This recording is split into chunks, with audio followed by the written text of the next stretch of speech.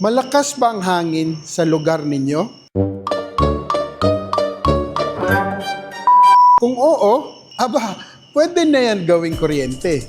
Meet our small wind turbines. 100 watts, 300 watts, 300 kilowatts, 20 kilowatts, or even 500 kilowatts. Mas compact, mas efficient, at aerodynamic na kahit mahina ang hangin, may power ka pa rin. Sana all consistent.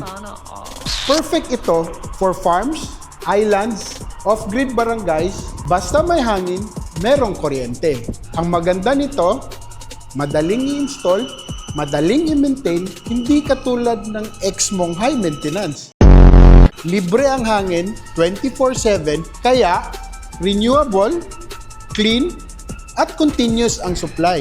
Ibig sabihin, hindi ka na laging nasa dilim. Small wind but very big impact. Malakas ang hangin, malakas ang pasok ng kuryente. This is Mr. Greenergy, bringing energy closer to you.